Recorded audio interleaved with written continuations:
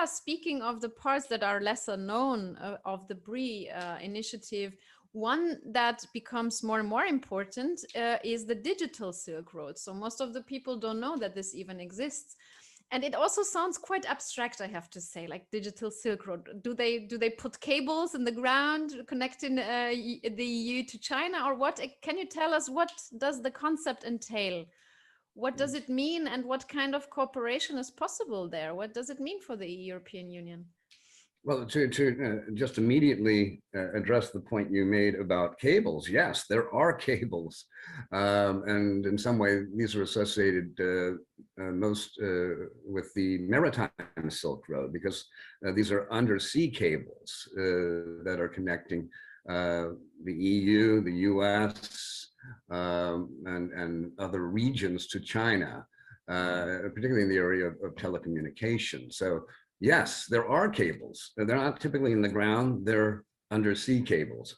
But to turn to the Digital Silk Road, and indeed this is part of the Digital Silk Road, these cables, but to turn to the Digital Silk Road itself, I should first perhaps preface by saying that I first conceived of the idea, the concept of the Digital Silk Road at a Chinese conference, a CCG conference, in Hainan Island back in 2014.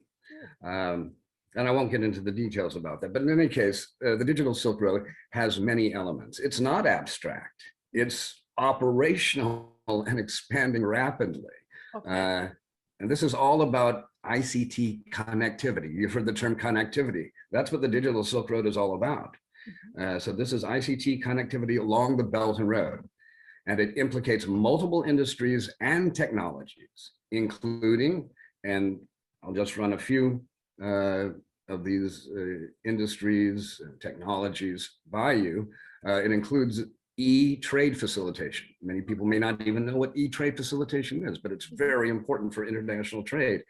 And this includes interoperable G2G and B2G single windows for electronic trade transactions. Okay. Then you have B2B, e-logistics, you have e-commerce, you have cloud computing, big data analytics, the Internet of Things, IoT, fintech, blockchain, AI, connected smart cities, e-ports, and e-government platforms, cybersecurity, online dispute resolution, social media, and mobile platforms and M-apps.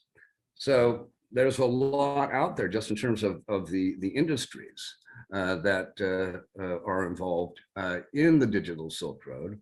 And as we know, ICT connectivity has been shown to be incredibly important, especially during the COVID-19 pandemic, as we all know. I mean, this Zoom interview would not have been possible without ICT connectivity. And this is going to continue clearly into the future. In terms of examples, concrete examples of the Digital Silk Road, these would include Alibaba and JD.com's cross-border e-commerce platforms, and Ant Group and WeChat e-payment systems.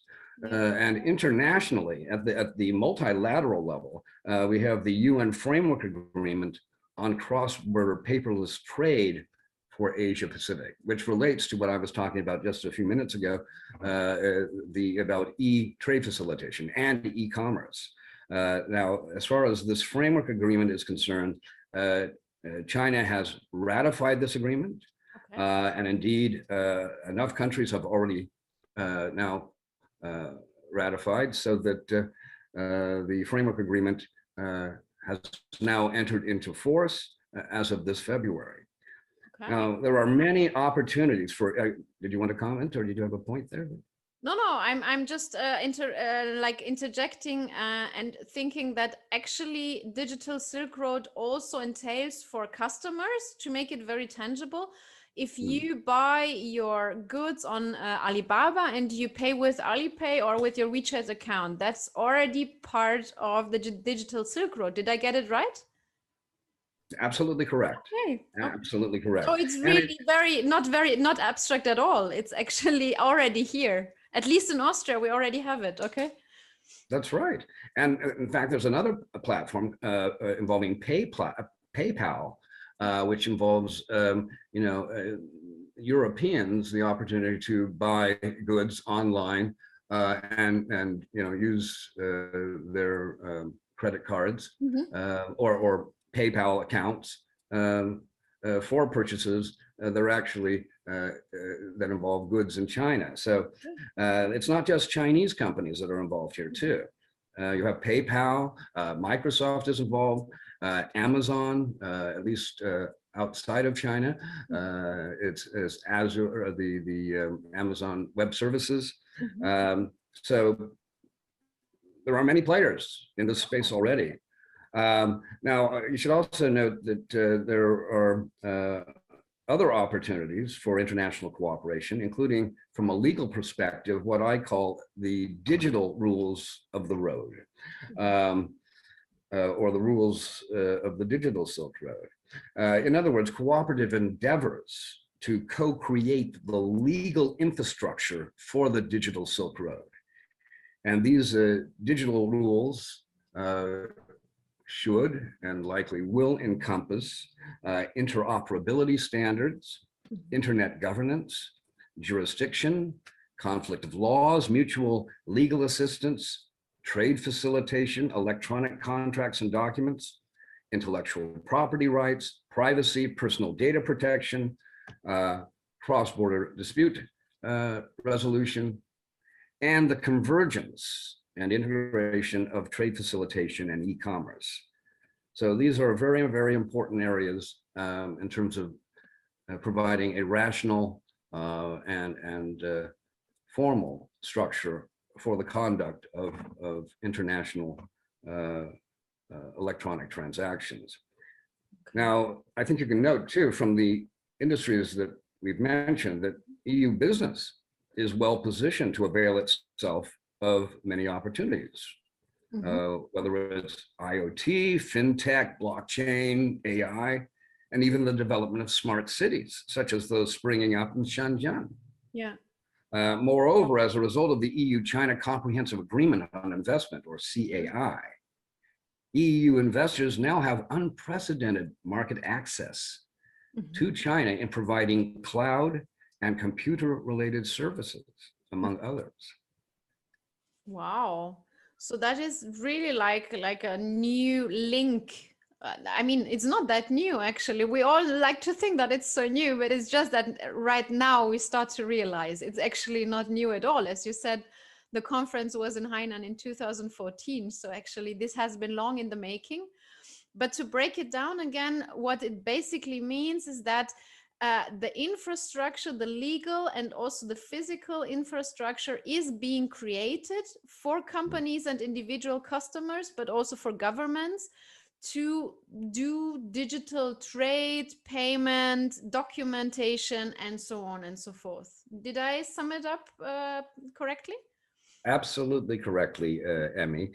And I should also mention another very interesting feature of the interconnectivity that's occurring regarding the Digital Silk Road relates to these national e-payment gateways that are interconnected that we see springing up in all over Asia right now, including China. So this is the prospect of there being integrated cross-border e-payment systems that actually also implicate central banks or the major banks in these countries. Incredible. So yeah, it brings a lot of opportunities. I'm just thinking, I mean, I'm not sure how far this is already evolved, but if I'm, whenever I'm thinking about Vienna, I'm thinking also about tourism, of course. So we already have planned to implement these WeChat programs where Chinese tourists can come use their own program and pay in the WeChat program. And they actually pay with yuan from their Chinese bank, but for an Austrian product in Vienna. And I mean, it's great because people will like to consume a lot more. It's easier, it's more convenient, it's their own system. So there are a lot of business opportunities. For this example that I was thinking of when you just told me about this. Great. 是非常好的主意, right? Well, I was that's a great idea. Yeah, so thank you for elaborating on this, because I really think that most people are not aware of it, that it's already happening, and that how many opportunities it brings.